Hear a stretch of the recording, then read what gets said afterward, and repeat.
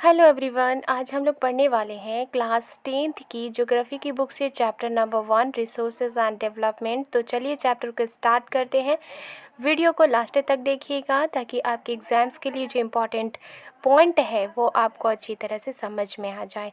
Okay, तो ये जो आज की चैप्टर है ये है रिसोर्सेज एंड डेवलपमेंट। तो रिसोर्सेज का मतलब होता है संसाधन और डेवलपमेंट मीन्स होता है विकास। संसाधन क्या होते हैं, रिसोर्सेज क्या होते हैं जिनका हम लोग यूज़ करते हैं अपने फ़ायदे के लिए, राइट। तो उसे रिसोर्सेज कहते हैं।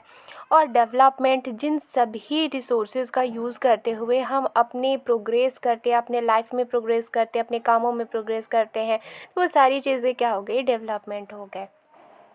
ओके, यहाँ पर एक पॉइंट लिखा है, यहाँ पढ़ते हैं कि can you identify and name the various items used in making life comfortable in our villages and towns. क्या आप आइडेंटिफाई कर सकते हैं, क्या आप कुछ नाम बता सकते हैं तरह तरह के आइटम्स का जो कि हम लोग अपने लाइफ को कंफर्टेबल बनाने के लिए यूज़ करते हैं, चाहे वो विलेजेस में हो चाहे टाउन्स में हो, राइट। और ये भी यहाँ कहा गया है कि ऐसे आइटम्स की लिस्ट बनाइए और उन आइटम्स को बनाने के लिए जो मटेरियल की यूज़ की जाती है उनके भी नामों को आप लिखिए। ओके, तो आई थिंक आपको पता ही है कि बहुत सारी चीज़ें हम लोग यूज़ करते हैं, बहुत सारे आइटम्स यूज़ करते हैं और वो आइटम्स जो होते हैं बहुत सारी मटेरियल्स को यूज़ करके बनाई गई होती हैं। तो आप ऐसे बहुत सारे आइटम्स के बारे में सोच सकते हैं। ओके, तो फिलहाल आगे बढ़ते हैं और देखते हैं आगे क्या लिखा है। यहाँ पर लिखा है कि हर एक चीज़ जो हमारे इन्वायरमेंट में अवेलेबल है, जिसका हम लोग यूज़ करते हैं, जो हमारी नीड्स को सेटिस्फाई करता है, ओके, तो उसे क्या कहते हैं, उसे कहते हैं रिसोर्स। लेकिन रिसोर्स ऐसा होना चाहिए कि वो टेक्नोलॉजिकली एसेसिबल हो, यानी कि टेक्नोलॉजी का यूज़ हम करके उन सभी रिसोर्सेज को अपने यूज़ करने के काबिल बना सके, राइट। ओके, जैसे कि मान लीजिए कि ज़मीन के अंदर बहुत सारी कोल है और कोल का इस्तेमाल हम करना चाहते हैं ईंधन के रूप में। तो अब ज़मीन के अंदर बहुत नीचे कोल है, कोयला है, तो उसको टेक्नोलॉजी के ज़रिए ही तो उसे हम प्राप्त कर सकते हैं। तो टेक्नोलॉजी होनी चाहिए इकोनॉमिकली फिजिबल, यानी कि अब जो ज़मीन के अंदर जो कोयला है, अब उसको हम जब निकालेंगे तो उसमें तो हमें बहुत सारे खर्च हो सकते हैं। तो इकोनॉमी इतना होना चाहिए, इकोनॉमिकल हम लोग इतने ज़्यादा स्ट्रॉन्ग होना चाहिए कि वो हम लोग अफोर्ड कर सकें, वो सारी चीज़ों को निकाल सके ज़मीन के अंदर से, राइट। अब वो जो चीज़ है वो उसको निकालने में ही जितना नहीं यूज़ करेंगे उससे ज़्यादा खर्च हो जाएंगे। तो यहाँ तो इकोनॉमिकली फिजिबल नहीं है वो, तो यहाँ पर वो नहीं हो सकता, ठीक है, उसको यूज़ हम नहीं कर सकते। तो जब यूज़ नहीं कर सकते तो वो रिसोर्स नहीं होगा। और तीसरा क्या है कि कल्चरली एक्सेप्टेबल होने चाहिए, यानी समाज के द्वारा उन्हें मान्य होना चाहिए, समाज उसे एक्सेप्ट करे तो उसे ही हम कह सकते हैं कि वो रिसोर्स है। तो यहाँ हम लोग शॉर्ट में हमने क्या देखा कि इन्वायरमेंट में वो सारी चीज़ें अवेलेबल होती हैं जो हमारी नीड्स को सेटिस्फाई करती हैं और टेक्नोलॉजिकली एक्सेसिबल होती है, इकोनॉमिकली फिजिबल होती है और कल्चरली वो एक्सेप्टेबल होती है। तो इसे ही हम कहते हैं रिसोर्स, राइट। तो यहाँ पर एक डायग्राम दिया गया है, इसे देखते हैं। ये ह्यूमन बींग है, राइट। ह्यूमन बींग इंटरेक्ट किससे कर रहा है, फिजिकल इन्वायरमेंट से यानी नेचर से, और उसका टेक्नोलॉजी का भी इस्तेमाल करते हुए इंस्टीट्यूशन का इस्तेमाल कर रहा है, और इससे वो जो रिसोर्स मिल रहा है उन्हें वो यूज़ कर रहे हैं, right. Independent relationship between nature, technology and institution. यहाँ पर लिख भी दिया गया है कि इंडिपेंडेंट रिलेशनशिप, एकदम स्वतंत्र रिलेशनशिप जो होती है नेचर, टेक्नोलॉजी और इंस्टीट्यूशन के बीच में। तो जो ये टेक्नोलॉजी है वो इंस्टीट्यूशन है और यहाँ फिजिकल इन्वायरमेंट है, ये तीनों के तीनों आपस में कनेक्ट हैं। किसके ज़रिए, ह्यूमन बींग के ज़रिए। अगर ह्यूमन बींग ही इन सभी चीज़ों को आपस में मेल नहीं कर, इंटरेक्ट नहीं करेंगे, आपस में नहीं मिलाएंगे, तो फिर वो रिसोर्स नहीं कहलाएगा, राइट। ओके, यहाँ पर रिसोर्स के कुछ क्लासिफिकेशन दिए गए हैं, इसे भी देखते हैं। तो रिसोर्स कितने तरह के होते हैं, रिसोर्स दो तरह के होते हैं, एक होता है नेचुरल, एक होता है ह्यूमन, राइट। तो नेचुरल में भी, नेचुरल को भी अगर डिवाइड करें तो यहाँ पर होगा रिन्यूएबल, दूसरा है नॉन रिन्यूएबल। अब रिन्यूएबल यानी जिसे हम नया कर सकते हैं, नॉन रिन्यूएबल यानी जिसे हम न्यू नहीं कर सकते। तो रिन्यूएबल में भी दो तरह के होते हैं, एक है कंटिन्यूअस और फ्लो यानी कंटिन्यूअस जो होते हैं, राइट। जैसे कि विंड हो गए, वाटर हो गए, और रिन्यूएबल में दूसरा है बायोलॉजिकल। अब बायोलॉजिकल भी दो भागों में डिवाइड किया गया है, पहला है नेचुरल वेजिटेशन और दूसरा है वाइल्ड लाइफ। नेचुरल वेजिटेशन जैसे कि फॉरेस्ट हो गए। अब यहाँ पर नॉन रिन्यूएबल है, नॉन रिन्यूएबल भी दो भागों में बांटा गया है, पहला है रिसाइक्लेबल, एग्जाम्पल मेटल्स, मेटल को रिसाइकल हम लोग कर सकते हैं, राइट, और दूसरा है नॉन रिसाइक्लेबल, जैसे कि एग्जाम्पल्स हो गए फॉसिल फ्यूल के। ओके, जैसे कि मान लीजिए कि पेट्रोल हो गए, कोयला हो गए, तो ये तो नॉन रिसाइक्लेबल है ना, ये तो हम इन्हें दोबारा नहीं बना सकते। ओके, ये बहुत करोड़ों साल लगे इन्हें बनने में।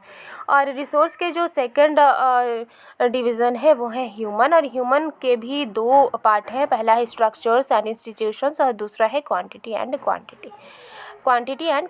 ओके, तो चलिए आगे देखते हैं, यहाँ पढ़ते हैं, यहाँ क्या लिखा है।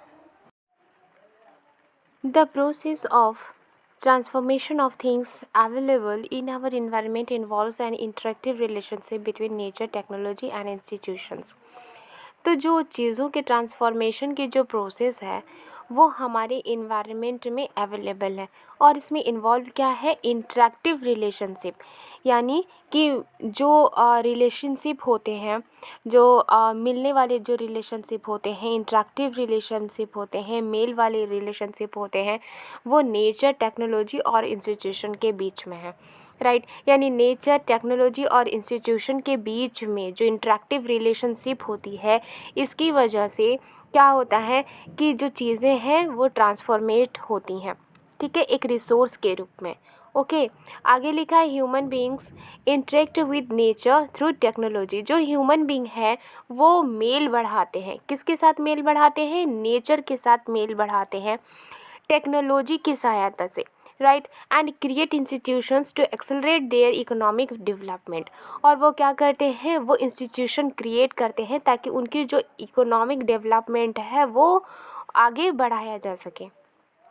ओके, अच्छा, तो do you think that resources are free gifts of nature as it assumed by many? क्या आप सोचते हैं कि जो रिसोर्सेज हैं वो एक फ्री गिफ्ट्स हैं नेचर की, जैसे कि सभी सोचते हैं?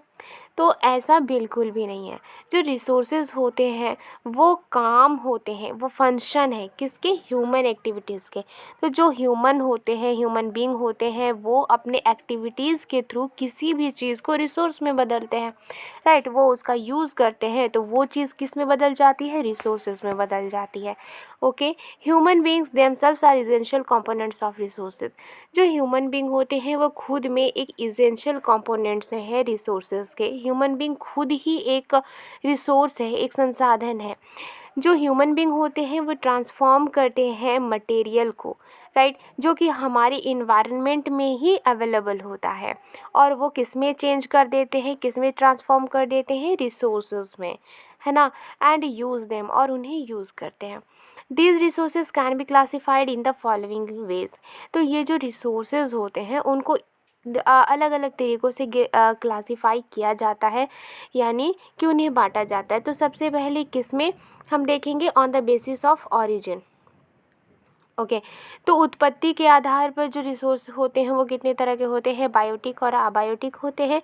एग्जॉस्टिबिलिटी यानी खात्मे के बेस पर, यानी समाप्तिया के समाप्त जो बोलते हैं ना, समाप्त, तो उसके बेस पर अगर देखें तो ये दो तरह के होते हैं रिसोर्स, एक होते हैं रिन्यूएबल और दूसरे होते हैं नॉन रिन्यूएबल। ओके, और तीसरा है ऑनरशिप के बेस पर। ऑनरशिप का मतलब क्या होता है, मालिकाना हक, राइट। तो ये चार तरह के होते हैं, इंडिविजुअल, कम्युनिटी, नेशनल और इंटरनेशनल। ओके, आगे है on the basis of status of development. विकास के स्टेटस के बेस पर अगर देखें तो रिसोर्सेज होते हैं तीन तरह के, एक होते हैं पोटेंशियल, दूसरा होता है डेवलप्ड स्टॉक और तीसरा है रिजर्व्स। तो चलिए आगे देखते हैं। यहाँ पर एक एक्टिविटी भी लिखा है कि आइडेंटिफाई एटलीस्ट 2 रिसोर्सेज। आपको एटलीस्ट 2 रिसोर्सेज को आइडेंटिफाई करना है फ्रॉम ईच कैटेगरी। जितने भी यहाँ पर कैटेगरी दिए गए हैं उनमें से कम 2 रिसोर्सेज को आपको आइडेंटिफाई करना है। तो सबसे पहले देखते हैं कि टाइप्स ऑफ रिसोर्सेज, कितने तरह के रिसोर्सेज होते हैं और उन्हें क्या कहते हैं। तो on the basis of origin, जैसा हमने पहला जो पढ़ा था क्लासिफिकेशन ऑरिजिन के बेस पर, यानी कि जो जन्म के बेस पर, जो उत्पत्ति के बेस पर। तो ये दो तरह के होते हैं रिसोर्सेज, पहला है बायोटिक और दूसरा होता है अबायोटिक। तो बायोटिक रिसोर्सेज किसे कहते हैं? ये ऑब्टेन किए जाते हैं बायोस्फीयर से और इनमें लाइफ होती है, जैसे कि ह्यूमन बीइंग हो गए, फ्लोरा एंड फाउना हो गया, फिशरीज हो गया, लाइव स्टॉक, इसी तरह से और भी। यानी जिसमें जान होती है वो बायोटिक रिसोर्सेज होते हैं और जिनमें जान नहीं होती वो अबायोटिक रिसोर्सेज होते हैं। वो सभी चीज़ें जो कंपोज किए जाते हैं, ठीक है, नॉन लिविंग थिंग से, यानी जिनमें जान नहीं होती, उन्हें कहते हैं अबायोटिक रिसोर्सेज। इसके एग्जांपल अगर हम देखें तो रॉक्स हो गए, मेटल्स हो गए, ये सारे अबायोटिक रिसोर्सेज होते हैं। आप देखते हैं आगे एग्जॉस्टिबिलिटी के बेस पर, यानी ख़ात्मे के बेस पर, जो चीज़ें समाप्त होती हैं उनके बेस पर ये कितने तरह के होते हैं? पहला है रिन्यूएबल रिसोर्सेज, दूसरा है नॉन रिन्यूएबल रिसोर्सेज। तो रिन्यूएबल रिसोर्सेज किसे कहते हैं? ऐसे रिसोर्सेज जो रीन्यू किए जा सकते हैं या फिर जो रिप्रोड्यूस किए जा सकते हैं, दोबारा उन्हें बनाया जा सकता है, दोबारा उन्हें नया बनाया जा सकता है, राइट। फिजिकली हो, केमिकली हो या फिर मैकेनिकल प्रोसेस के थ्रू उन सभी रिसोर्सेज को रीन्यू किया जा सकता है। तो ऐसे जो रिसोर्स होते हैं उन्हें रिन्यूएबल रिसोर्स कहते हैं या फिर इन्हें रिप्लेनिशेबल रिसोर्स भी कहा जाता है। अगर क्वेश्चन में आए कि रिन्यूएबल रिसोर्सेज को और क्या कहा जाता है, तो आप आंसर लिखिएगा रिप्लेनिशेबल रिसोर्सेज, राइट। अगर इसके एग्जांपल देखें तो सोलर एंड विंड एनर्जी हो गया, राइट। जैसे सूरज की जो रोशनी होती है उसके यूज़ करके हम बहुत सारी चीज़ें करते हैं। अभी तो सोलर पैनल भी आ चुके हैं, बिजली और बहुत सारी चीज़ें, सोलर कुकर, सोलर बल्ब, बहुत सारी आ गए हैं। तो और दूसरा क्या है? Wind energy. तो ये क्या है? रिन्यूएबल रिसोर्सेज है, ये रिन्यू हो सकती है। वाटर भी रिन्यू हो सकती है, फॉरेस्ट भी, यानी अगर जहाँ जंगल है अगर पूरी जंगल साफ़ कर दी जाए तो दोबारा से जंगल वहाँ बनाया जा सकता है, राइट। और वाइल्ड लाइफ, और इसी तरह से और भी कई चीज़ें हैं जो कि रिन्यूएबल रिसोर्सेज होती हैं। रिन्यूएबल रिसोर्सेज को आगे डिवाइड किया जाता है इनटू कंटिन्यूअस और फ्लो में। तो यहाँ पर जैसे हमने पढ़ा था कि जो रिन्यूएबल रिसोर्सेज हैं उन्हें कितने भागों में डिवाइड किया जा सकता है? एक कंटिन्यूअस और फ्लो में, एग्जाम्पल विंड और वाटर, और दूसरा है बायोलॉजिकल, ठीक है। और बायोलॉजिकल को भी दो भागों में डिवाइड किया जाता है, पहला है नेचुरल वेजिटेशन जैसे फॉरेस्ट और दूसरा है वाइल्ड लाइफ। ओके, तो चलिए आगे देखते हैं। आगे हम पढ़ेंगे नॉन रिन्यूएबल रिसोर्सेज के बारे में। Non renewable resources these occur over a very long geological time. बहुत लंबे समय पर ये रेडी होते हैं, बनते हैं। Minerals and fossil fuels are examples of such resources. जो मिनरल्स हैं, जो फॉसिल फ्यूल्स हैं, जैसे कि मान लीजिए कोयला, ये एक एग्जांपल्स हैं ऐसे रिसोर्सेज के। तो ये जो रिसोर्सेज होते हैं वो मिलियन ऑफ ईयर्स लेते हैं बनने के लिए, right. Some of the resources like metal are recyclable. कुछ ऐसे रिसोर्सेज हैं जैसे कि मेटल हो गए, उनको रिसाइकल किया जा सकता है। And some like fossil fuels, जैसे कुछ ऐसे फॉसिल फ्यूल्स हैं जैसे कि कोयला का ही एग्जांपल अगर हम लेते हैं, कोल का एग्जांपल लेते हैं, तो उन्हें रिसाइकल नहीं किया जा सकता और वे क्या होते हैं, वो समाप्त हो जाते हैं एक बार यूज़ करने के बाद, राइट। तो इन्हें क्या कहते हैं? ये किस तरह के रिसोर्सेज हैं? नॉन रिन्यूएबल रिसोर्सेज, जिन्हें रिन्यू नहीं किया जा सकता। अब देखते हैं on the basis of ownership, यानी जो हक होता है, जो मालिकाना हक होता है, उसके बेस पर रिसोर्सेज कितने तरह के होते हैं। तो पहला है individual resources. These are also owned privately by individuals. ये ऐसे रिसोर्स होते हैं जो कि प्राइवेटली किसी इंडिविजुअल के थ्रू ऑन किए जाते हैं, उन पर हक किसी इंडिविजुअल का होता है। Many farmers own land which is allotted to them by government. कुछ ऐसे बहुत सारे ऐसे फार्मर्स होते हैं जिन्हें जो लैंड होती है वो अलॉट की जाती है गवर्नमेंट के थ्रू, और वो उसके बदले उन्हें रेवेन्यू देते हैं, टैक्स देते हैं, right. In villages there are people with land ownership. गाँव में लोगों के पास अपनी ज़मीन होती है, but there are many who are landless. पर ऐसे बहुत सारे लोग हैं जिनके पास ज़मीन नहीं होती, okay. Urban people on plots, जो शहर के लोग होते हैं उनके पास अपना प्लॉट होता है, अपने घर होते हैं और दूसरी प्रॉपर्टीज़ भी होती है। Plantation, pasture lands, ponds, water in wells etcetera. तो इसके क्या क्या उनके पास प्रॉपर्टी होती है, उनकी अपनी प्लांटेशन होती है, पास्चर लैंड्स होते हैं, पॉन्ड्स होते हैं, वाटर इन वेल्स होते हैं। ये कुछ ऐसे एग्जाम्पल्स हैं रिसोर्सेज के जिनमें किसी इंडिविजुअल का, किसी एक पर्सन का हक होता है। Make a list of resources on by your house hold. तो आपके घर में जिन चीज़ों के ऊपर हक है,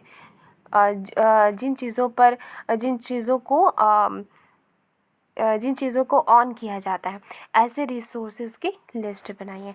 तो चलिए पहले मैं यहाँ पर बता देती हूँ कि पास्चर लैंड्स किसे कहते हैं। पास्चर लैंड मीन्स चारागाह भूमि, यानी कि जहाँ पर जानवरों को चराया जाता है, राइट, जो घास के मैदान होते हैं, ऐसी लैंड को, ऐसी ज़मीन को बोलते हैं पास्चर लैंड्स। ओके, चलिए आगे देखते हैं। आगे है कम्युनिटी ऑन रिसोर्सेज। किसी कम्युनिटी का हक होता है उस रिसोर्स पर।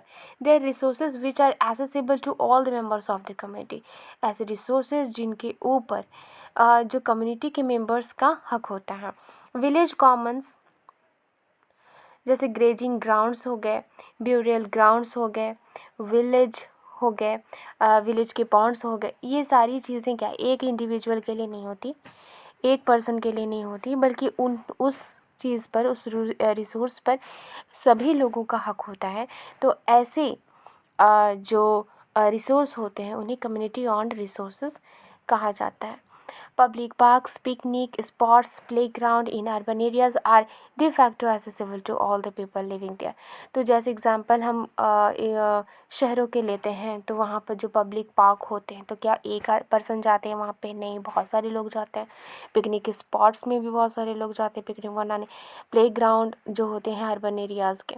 तो ऐसी जो रिसोर्सेज होते हैं, ये सारी रिसोर्सेज हैं, उन्हें एक जो पार्टिकुलर पर्सन के ज़रिए ऑन नहीं किया जाता, बल्कि बहुत सारे लोगों का उन पर हक होता है, कम्युनिटी का हक होता है। तो ऐसे रिसोर्सेज को हम क्या कहेंगे? ऐसे रिसोर्सेज को कहेंगे कम्युनिटी ऑन्ड रिसोर्सेज। ओके, अब देखते हैं national resources. Technically all the resources belong to the nation. Technically अगर हम देखें तो जितने भी सारे रिसोर्सेज होते हैं वो बिलोंग करते हैं नेशन से। The country has legal powers to acquire even private property for public good. Country के पास ये लीगल पावर होती है कि वो पब्लिक की भलाई के लिए अगर चाहे तो वो प्राइवेट प्रॉपर्टी को भी एक्वायर कर सकती है, राइट। मान लीजिए कहीं पर अगर ब्रिज बन रहा है, ओके, तो वहाँ पर जितने अगर जो एरिया में अगर लोगों की दुकान है, लोगों के घर हैं, तो उस जगह को भी वो एक्वायर कर सकती है वहाँ पर ब्रिज बनाने के लिए गवर्नमेंट, राइट। उसके पास, गवर्नमेंट के पास लीगल पावर होती है। You might have seen roads, canals, railways being constructed on fields owned by some individual. तो आपने ये ज़रूर देखा होगा कि रोड है, कैनल है, रेलवे है, जो कि बनाए जा रहे होते हैं, ठीक है, ऐसे मैदानों पर, ऐसे फील्ड्स पर जो कि किसी इंडिविजुअल का वहाँ पर हक था, ठीक है, लेकिन फिर भी वहाँ पर गवर्नमेंट के जो रोड, कैनल, रेलवेज़ जो है वो कंस्ट्रक्ट किए जाते हैं। Urban development authorities get empowered by the government to acquire land. जो अर्बन डेवलपमेंट अथॉरिटीज़ होती है उनके पास पावर होती है, गवर्नमेंट के थ्रू पावर होती है कि वो ऐसे लैंड को एक्वायर करे जहाँ पर जो गवर्नमेंट के थ्रू कोई चीज़ बनाई जा रही होती है। All the minerals, water resources, forest, wildlife, land within the political boundaries and oceanic area up to 12 nautical miles 22.2 kilometer from the coast termed as territorial water and resources therein belong to the nation. अब कौन कौन सी सारी चीज़ें nation से belong करती हैं? तो सभी मिनरल्स, राइट, वाटर रिसोर्सेज, जितनी भी वाटर रिसोर्सेज है कंट्री के अंदर, जितने भी वाटर रिसोर्सेज की, जितने भी मिनरल्स, जितने भी फॉरेस्ट हो गए, जितनी भी वाइल्ड लाइफ हो गए, ज़मीन हो गई, राइट, जितने कंट्री के अंदर यानी पॉलिटिकल बाउंड्री के अंदर जितने भी हो गए।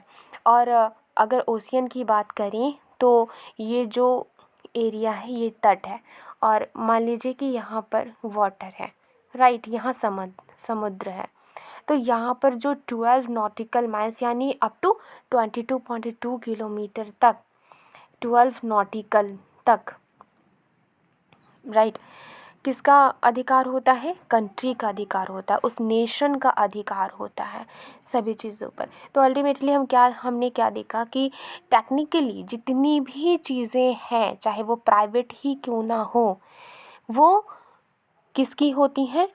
नेशन की ही होती है, ठीक है। वो नेशन से ही बिलोंग करती है, जितनी भी सारे रिसोर्सेज हैं वो देश से बिलोंग करती है, नेशन से बिलोंग करती है।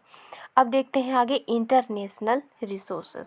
तो इंटरनेशनल रिसोर्सेज क्या होता है? There are international institutions which regulate some resources. ऐसे इंटरनेशनल इंस्टीट्यूशन होते हैं जो कुछ रिसोर्स को रेगुलेट करते हैं। The oceanic resources beyond 200 nautical miles of the exclusive economic zone belong to open ocean, and no individual country can utilize this without the concurrence of international institution. तो international institution,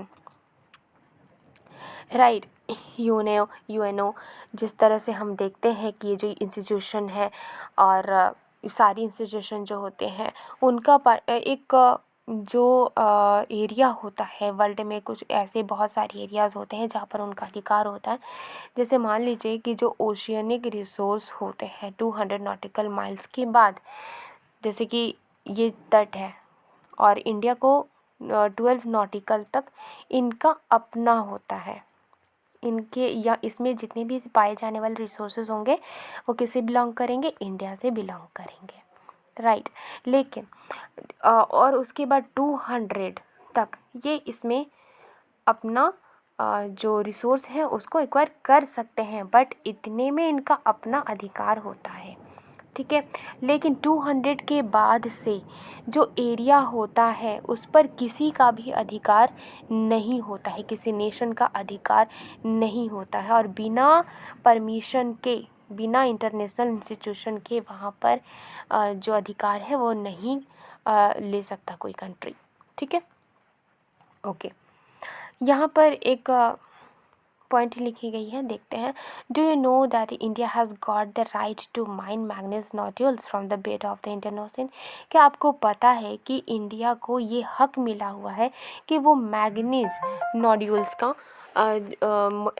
nodules को वो mine कर सकता है, खनन वहाँ कर सकता है, कहाँ? इंडियन ओशियन में, right, from that area which lies beyond the exclusive economic zone, और उस एरिया से जो कि एक्सक्लूसिव इकोनॉमिक जोन के बाहर है। आइडेंटिफाई सम अदर रिसोर्सेज, तो आइडेंटिफाई कीजिए, पहचानिए कुछ ऐसे अदर रिसोर्सेज को which are international in nature, जो कि नेचर से वो इंटरनेशनल है, राइट। ओके, तो हमने क्या जाना कि 200 नॉटिकल माइल्स के बाद जो एक्सक्लूसिव इकोनॉमिक जोन होता है उसे ओपन सी कहा जाता है, और कोई भी इंडिविजुअल कंट्री, कोई भी एक कंट्री उसे यूटिलाइज नहीं कर सकता, ठीक है, बिना इंटरनेशनल परमिशन के, ठीक है, without the concurrence of international institution. Okay, अब आगे देखते हैं। On the basis of the status of development, development के स्टेटस के आधार पर potential resources which are found in a region but have not been utilised, ऐसे रिसोर्सेज जिन्हें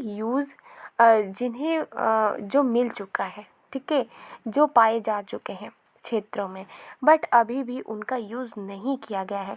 जैसे कि एग्जांपल अगर लें, the western parts of India, particularly Rajasthan, जो इंडिया के वेस्टर्न पार्ट है, वहाँ के जो जैसे कि राजस्थान है, गुजरात है, वहाँ पर enormous potential है for the development of wind and solar energy, wind और solar energy की भरमार है वहाँ, but so far these have not been developed properly, लेकिन फिर भी ये अभी तक अच्छी तरह से डेवलप नहीं हो पाए हैं।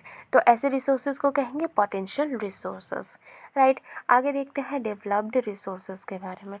तो resources which are surveyed and their quality and quantity have been determined for utilization. The development of resources depends on technology and level of their feasibility. Okay, तो ऐसे resources जिनका सर्वे किया जा चुका है, ओके, और उनके उपयोग के लिए उनकी क्वालिटी और क्वांटिटी को भी डिटरमाइन किया जा चुका है, तो ऐसे रिसोर्सेज को कहेंगे डेवलप्ड रिसोर्सेज, राइट। तो इस तरह के जो रिसोर्सेज होते हैं, इनको जो डेवलपमेंट है वो टेक्नोलॉजी और फिजिबिलिटी के लेवल पर बेस है। यानी कि जो फिजिबिलिटी होती है, किसी क्या कहते हैं, संभाव्यता जिसे कहते हैं, राइट। ओके, अब देखते हैं स्टॉक के बारे में। स्टॉक क्या है? Materials in the environment which have the potential to satisfy human needs but human beings do not have the appropriate technology to access this, ठीक है, आर इंक्लूडेड अमंग स्टॉक। यानी कि ऐसे मटेरियल जो इन्वायरमेंट में मौजूद है और वो ह्यूमन बीइंग की ज़रूरत को पूरा कर सकते हैं, लेकिन जो टेक्नोलॉजी है उसके अभाव में उसकी पहुंच से बाहर है, ठीक है। तो ऐसे जो रिसोर्सेज होते हैं वो भंडार में यानी कि वो स्टॉक में शामिल हैं। Okay, for example water is a compound of two gases. Example अगर हम ले तो वाटर क्या है? दो गैसों से मिलकर बना है, पहला हाइड्रोजन और दूसरा है ऑक्सीजन। जो हाइड्रोजन है can be used as a rich source of energy. Hydrogen को एक रिच सोर्स ऑफ एनर्जी के रूप में यूज़ किया जा सकता है, but we do not have advance technical know how. लेकिन हमारे पास क्या है? इतनी ज़्यादा जो टेक्नोलॉजी है नहीं है जिससे कि उनसे यूज़ किया जा सके टू यूज़ इट, राइट। तो क्या लिखा है यहाँ? But we do not have advance technical know how to use it for this purpose. तो अपने इस्तेमाल करने के लिए ऐसी कोई टेक्नोलॉजी नहीं है जिसका यूज़ करके इसे इस्तेमाल किया जा सके। Hence it can be considered as stock, और इसलिए इसे क्या कहा जाता है? स्टॉक कहा जाता है, ठीक है। ओके, आगे देखते हैं। Reserves are the subset of the stock which can be put into use with the help of existing technical know-how, but their use has not been started. ये जो रिज़र्व है वो क्या है? स्टॉक का ही एक हिस्सा है, और which can be put into use with the help of existing technical know how, but their use has not been started. यानी जिन्हें टेक्नोलॉजी की जो नॉलेज है उनकी सहायता से, उनके हेल्प से यूज़ में लाया जा सकता है, लेकिन इनका जो यूज़ है अभी तक शुरू नहीं हुआ है, राइट। इनका जो यूज़ है वो आगे फ्यूचर में जो ज़रूरत है उसकी पूर्ति के लिए, उसकी भरपाई के लिए किया जा सकता है। Okay, river water can be used for generating electric power, but presently it is being utilized only to a limited extent. तो अगर बात करें यहाँ पे जो इलेक्ट्रिसिटी है, तो नदियों के पानी को जो इलेक्ट्रिसिटी है उसको पैदा करने में यूज़ किया जा सकता है, लेकिन अभी एट प्रेजेंट इसका जो यूज़ है वो सीमित पैमाने पर ही हो रहा है। Okay, so thus the water in the dams, forest etc. is a reserve which can be used in the future. तो यहाँ क्या कहा जा रहा है कि जो डैम का पानी हो गया, फॉरेस्ट हो गया, ये रिज़र्व की तरह है, ठीक है, एक रिज़र्व है ये, जिनका उपयोग फ्यूचर में किया जा सकता है। ओके, यहाँ कहा जा रहा है कि आप लिस्ट बनाइए स्टॉक और रिज़र्व का। रिसोर्सेज, ऐसे रिसोर्सेज जिन्हें आप फैमिलियर हैं, यानी कि जिसे आप जानते हैं, जो आपके लोकल एरिया में मिलती हो, ठीक है। ऐसे बहुत सारे स्टॉक हैं, ऐसे बहुत सारे रिज़र्व हैं, आप उनका लिस्ट बनाइए।